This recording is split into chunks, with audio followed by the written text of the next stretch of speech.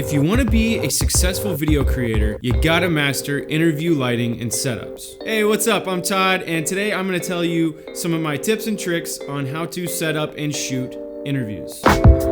From the types of lights and gear that you want to use to set up your interviews, like the stuff you see behind me, which is actually the stuff that I personally own and use to shoot my interviews, to some of the best ways to set that gear up and get a really nice professional looking interview.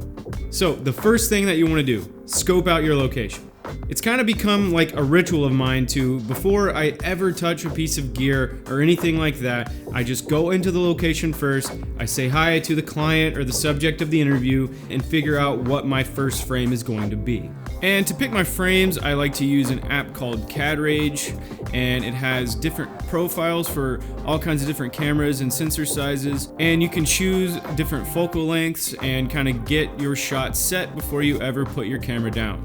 That way when you meet your subject or client for the first time, you're not all sweaty and stressed out. In my opinion, it's just a whole lot better to start a shoot day like this instead of this.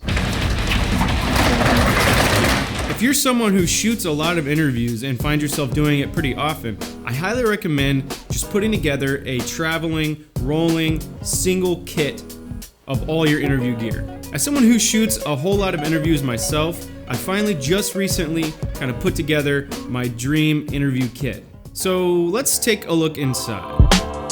Inside of this one rolling case, I have two different LED flex panels from different carriers, but they're both very, very bright, and they're really great for if I just need to stick some light in any spot. They're very compact and very, very bright. I also have two Fresnel style LED fixtures from a company called KMTV. These are the Boltzmann series. I highly recommend them. They're super bright and they pack a nice punch, and they're perfect for backlights and hair lights. And I have what is probably my favorite light fixture ever, which is the Aperture 120D.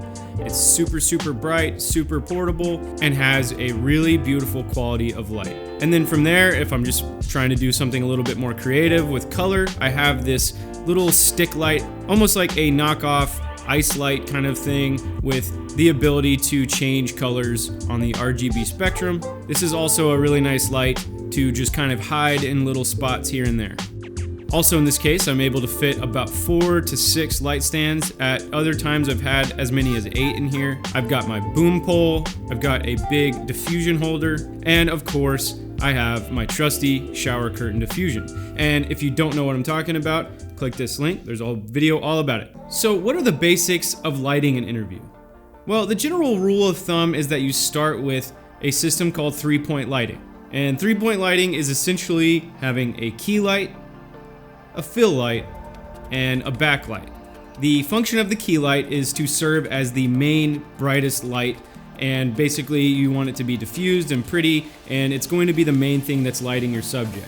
However, usually when you have a big bright light pointing on your subject, you're going to create some shadows, and sometimes those shadows can be a little harsh or unflattering. So what you use is a fill light. And the function of the fill light is simply put to fill in the shadows. And then from there you have the backlight, also sometimes called a hair light, and what you do with that is create an edge of separation for your subject from the background. So what that means is right here you see this little sort of rim light that I have on my back shoulder. That is my backlight. So starting with the key light, where should you put it? Generally speaking, if you have your character maybe framed up on the left side of the frame, then you want to key them from the right side of the frame. But of course, that's also a thing that you can play around with. And then with your fill light, the way that that is classically taught to be used is where you basically, if you have your key light here, then you just put your fill light on the opposite side. That's the way that most people teach you how to do it. You can put a fill light wherever the heck you want. For instance, my favorite way to do a fill light is to actually put it on the side of the key light. And that's a thing some people call filling from the key side. So in that case, what you would do is maybe put the fill light like right next to the camera, right on the key side. And in my opinion, what that does is it kind of retains some of that cinematic looking contrast, but still fills in pretty nice. So here's an example of what it looks like if you fill from the key side. And then here's an example of what it looks like if you fill from the side opposite of the key light. One more thing about both the key and the fill lights is they create a thing called catch light. And what catch light is those nice little white dots, little sparkles in people's eyes. And the better catch light you can get, the more kind of alive someone's face will look.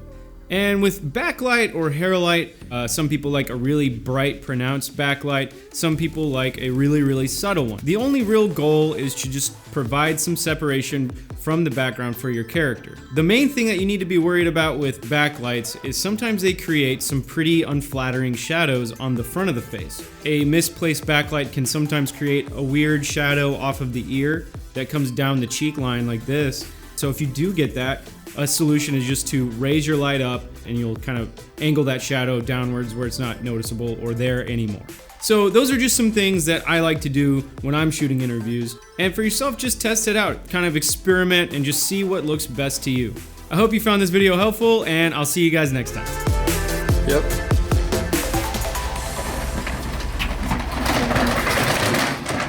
Yep. Yeah, there we go.